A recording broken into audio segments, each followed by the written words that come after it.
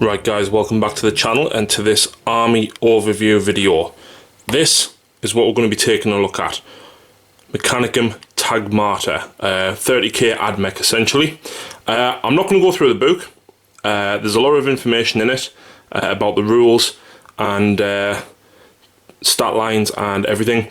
If you want to know about this, seriously go and suggest you check out Winter's SEO.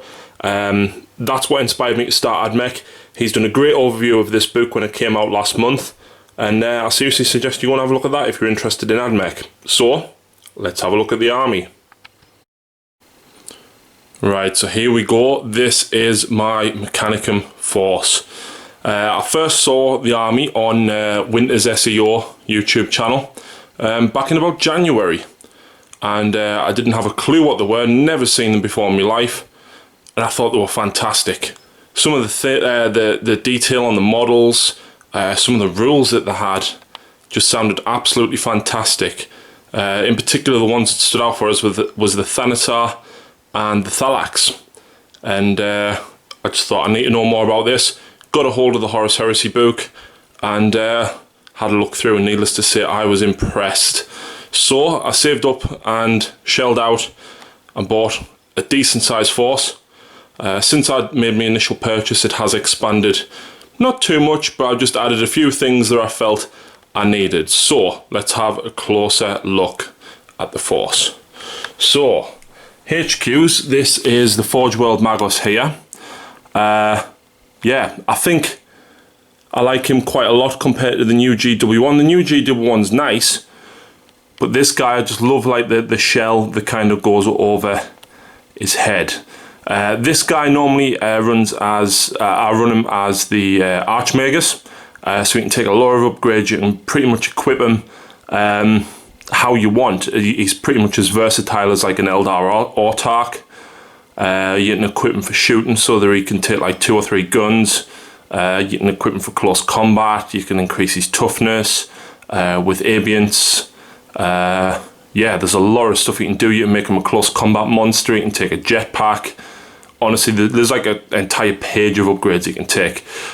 One thing you can take, which there is no models for, are cyber oculars. And I actually built these guys myself, just out of random spare parts. And essentially they are a jetpack infantry model, toughness 3, 3 up save, and stealth, but any models within 12 inches of them suffer -1 to their cover save. So as you can see, I've made 4. And in my early battle reports I have used them a lot. Recently not so much since the new rules came out. There's other things that I would rather take, I think. But I do love them. I basically use bass guitar strings and spare parts, like I said. So we've got like an Eldar Warwalker foot in there somewhere, a Dreadnought shin pad on the top there. There's the Warwalker foot, some servo skulls, spare flamer that I had, little bits and pieces like that, and basically I just whacked them together, and yeah. So that was the first HQ. Some of the troops. So these guys, quite cheap in points, 35 for 10. They can take a few different upgrades, you can make them fearless. But these are essentially the Gribblies of the army. I only actually bought 10. I have bought some Chaos Cultists to use as some more.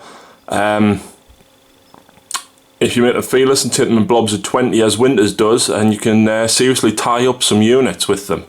I'm happy just with the 10 as I tend to play a little bit differently. I like to take the big monstrous creatures, the multi-wound models. But yeah, they're the tech thralls. Just to point out as well, if you do like the bases, I actually got them off eBay from a shop called Demonscapes. He does a few different ranges, but these are the apocalyptic ones with the cogs and bits of rubble and stuff on as well. So yeah, check them out. The next lot of unit that I've got are Castellax. I love Castellax. They are 3 wounds apiece, toughness 5. Jetpack infantry basically, and they're pretty good at shooting. They can take a few upgrades as well. You can give them like rage, skyfire, things like that. Jetpack infantry relentless. They are troops, and they are essentially the mobility of the force. They're the things that I now have to use to grab objectives. As you find out in a few minutes, the big monstrous creatures unfortunately can't score anything at all in the new book, which proves very difficult. You might have seen in a couple of battle reports where, especially the one against Ian's Grey Knights, lowest scoring game I think I've ever played. But yeah, these guys are brilliant. -2 to your cover save of anything that they are shooting at, and you can't infiltrate within I think 18 or 24 inches of them. So I've got 2 squads of 3, and then I've got a squad of 4. I think the unit of 3 is better, due to the fact that although they are stubborn, if there's 1 left, at least you're going to rally on full morale rather than a double 1 if they do happen to run. So that is the Castellax. For the elites, we have Myrmidons, and these are as close to Terminators as we get. They are slow and purposeful, so they can't run. They can't make sweeping advances. Toughness 5, 2 wounds, 3 up, 5 up. They do have 2 guns each, as you can see. The plasma fusils, marine killers. The ballistic skill 5. They've got power axes. Yeah. They are not particularly easy to shift, but they do tend to be the ones that go down first when I play, as I do play quite aggressive with them, tend to keep them in the middle of the field, and they do tend to draw a lot of fire. As soon as they let off 1 volley of the plasma fusils, and especially against marine players, they tend to turn their attention on them straight away, which is good because then the Castellax don't take fire. So yeah, I've got 6 of them. 2 of them I normally run the graviton guns, as that's a small blast haywire template, and then the 2 plasma fusils. That's 12 shots between them 2 guys at strength 6 AP3 and BS 5, so not bad at all. And then I tend to use the bolter guys just as meat shield, basically be the first one to go down. Moving across, we've got another HQ. I think it's just a Titan Priest, but I use him as a Dominus. I think he looks quite nice. And I've got 2 Castellax here with Darkfire Cannons. The Darkfire Cannons, they can take a host of weapons on the top. They can take a Mauler Bow Cannon, which I think is like 3 shots, strength 6 AP3. But these are troops. Unfortunately, they now can't score. In the old Book 3 Horus Heresy, at least they had objective secured. These guys, although they are troops, you cannot take them as your compulsory troop choice. You must take 2 other troops before you can take them. There is a Force Org in the new book where you must take Castellax as your compulsory ones, but you need 2 units of 2. Fortunately, I only have 3, and I'll be getting another one in the next few weeks, hopefully. But yeah, these guys, toughness 7, 4 wounds, 3 up, 5 up in shooting, and then obviously 6 up in running combat. This guy here now can actually join a unit of monstrous creatures, so as you've probably seen in my recent battle reports, stick him right in the centre of the 2 of them, and he's never the closest model, so the other guys will take wounds, and you go for majority toughness, so majority toughness 7. So it's very similar to Dark Eldar Dark Artisan, where you can run the homunculus right in the middle and it's majority toughness 7. These guys can up the ballistic skill and drop cover saves with an enhanced target array. They did go up in points in the new book as well, so they're not quite as cost effective as they used to be, especially seeing as they now can't take objective secured. One thing that this little guy can do as well, he has a Cortex controller, and basically the cybernetic monstrous creatures, they follow programmed behaviour, which basically, if they're within 12 of an enemy, they move, shoot and charge the nearest enemy unit, unless he is within 12 inches, in which case I can control them freely. He also has Cyberthergy, which is essentially guard orders, fire twice, regain a wound, and there's a few others in there as well. But like I said, if you want to know the ins and outs of the rules, go and check out Winter's SEO review of the book. As you can see, there's my 3rd Castellax. He's got a Mauler Bow Cannon. I'm going to get another one, and I think running them straight up the middle of the field with the Mauler Bow Cannons, and I think giving them 2 flamers, as each of these guys can fire all 3 weapons. I think give 2 of them flamers and the bow cannon with a Magus, it's going to be quite nasty running up the middle of the field. People are going to have to deal with it. So yeah, I do like Castellax. Unfortunately, with them not being able to score now, it makes things a little bit difficult. Moving over, heavy support, we have the Thanatar. This thing is a beast. Toughness 8 monstrous creature, 2 up, 5 up, 4 wounds. He's nasty, he's big, he's brutal, and he kills a lot. That gun on his shoulder, range 48, if he moves it's only range 24. Strength 8, AP 2, ordnance, barrage, and if you make a cover save from it, you have to re-roll it. Give him an enhanced target rate and make him ballistic skill 5, which means only half the time you'll be scattering, and even then not by very much. Plus minus 1 cover save, which means if you're in ruins, you're only getting a 5 up cover save, and if you make it, you've got to re-roll. So that is big, it's nasty, and it doesn't have to do its work. Even against vehicles he's decent due to having ordnance. He's also got a twin-linked bolt cannon on the side as well. And he can also be joined by the Megas Dominus. Yeah, if he's going to get charged, you might have seen I tend to cast Rite of Destruction, which allows him to fire that barrage twice.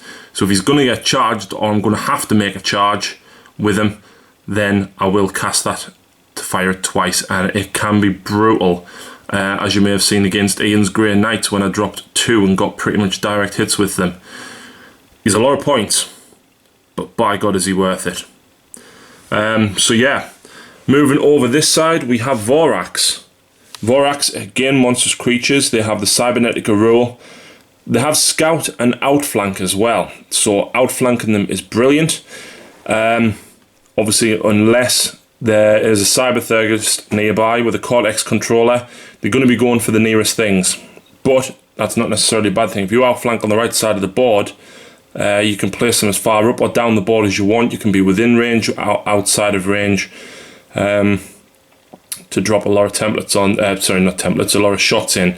Those rotor cannons, I think they're 4 shots a piece. Combine that with a lightning gun. If you outflank those guys, that's a lot of shots going into something. The rotor cannons can now take poison ammunition. The Vorax can take enhanced target arrays as well, so imagine all of that at BS5. Yeah, it's brutal. I think when I outflanked them before against Josh's Necrons, the Necron Overlord, despite having like a 2-up armor or 3-up armor and 4 reanimation, just couldn't handle the sheer amount of shots that these 4 guys pumped into him.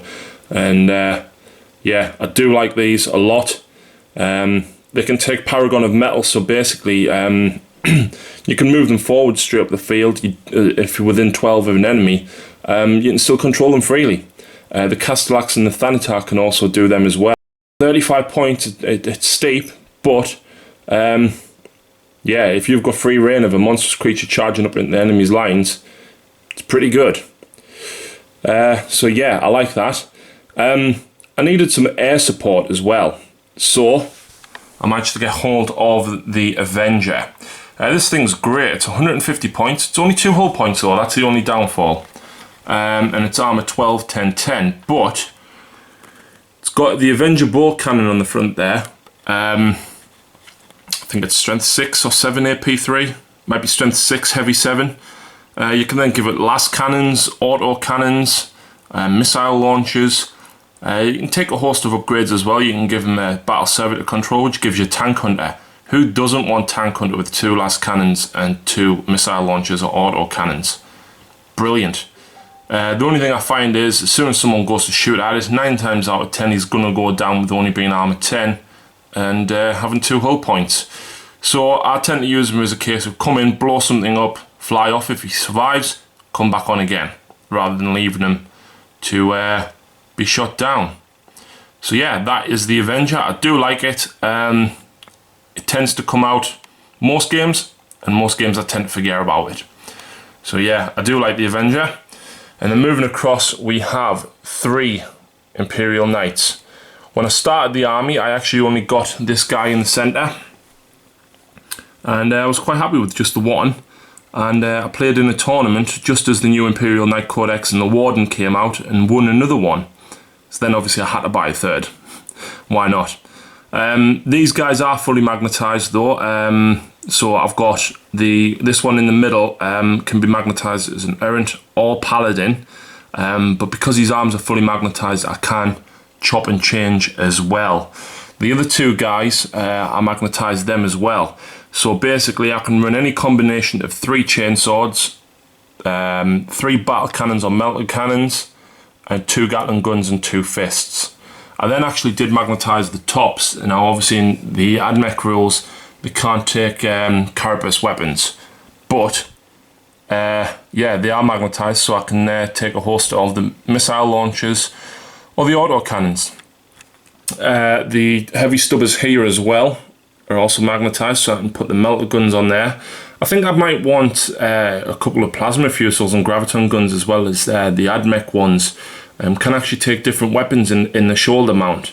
They can take plasma fusils and graviton guns as well. So I think I definitely want some of those. So yeah, that is basically what the army looks like. I do like them. They're a lot of points. They're a very elite army, and as soon as you start losing models, you do feel it badly. But most of it, in fact, the only thing that's not toughness 5 or above, he's toughness 4, and these guys are toughness 3. Everything else, these guys and the Myrmidons are toughness 5. They have 2 wounds, 3 wounds on the Castellax, and all the monstrous creatures, these are toughness 7, 8, 6. Big nasty creatures. Really love the idea of multiple wound, mechanised, almost Necron type robots charging forward at the field, sitting back, shooting. I just love the whole big, bulky, we're going to get in your way feel. And yeah. Oh, actually, I forgot about these guys. These are my converted Vorax. There's not actually any models for them, but the stat line is the same as a Thanatar, but they are jump instead of jet infantry. And they are weapon skill 4, ballistic skill 3, whereas the Castellax are the opposite way around, ballistic skill 4, weapon skill 3. These guys are strength 5 base. They do come with lightning claws as standard, but for 10 points of model you can give them power fists. So I had quite a lot of spare Space Marine power fists left. I don't tend to run power fists on my Space Marines, it's not my style. But yeah, I basically stuck the power fists on these guys. Each of them on the charge chucks out 4 strength 10 attacks. You've seen them do some damage before. I mean, 2 of them managed to blow up Josh's Necron monolith. But yeah, these guys have done a lot of heavy lifting, and the fact that they have the manoeuvrability moving 12 inches, they've taken out a few things as well. They've actually taken out, I can't remember the name of the tank, I think it was a Stormlord in a tournament I played in a few weeks ago. They've killed 2 Trirus, which is the admech transport. So yeah, I definitely rate these guys, but 3 of them, 205 points. It's big. And you might have seen these as I've been going around. These are my Mechanicum objective markers. I've just finished them, and as you can see, this one is number 6, 5, 4, 3, 2 and 1. Basically got a bag of plastic cogs off eBay and wanted them to kind of tie in with the bases that I've got here as well, with all the cogs on. So I've just finished them off, and I'm hoping to use them soon. The paint scheme, meanwhile, I don't know if you can see it on the camera, but essentially I've sponge painted most of these. I wanted them to look not battle damaged, but old. Because I use them in 40k, and these are obviously a 30k army, I wanted them to look kind of old and rusted. So they've got a lot of sponge painting on, they've got a lot of gold and silver sponge painted on the sides, and some rust, and then I've used the nickel technical paint, the blue edges that you see there, just to make them look a little bit oxidized and old. So that's it. I hope you've enjoyed having a look at the army. I will post some pictures at the end of the video, some more close-ups. But yeah, I hope you've enjoyed the overview. And if you haven't played against the admech before and you live nearby, or even within a couple of hours and you fancy a game with them, more than happy to oblige. But yeah, thanks very much for watching.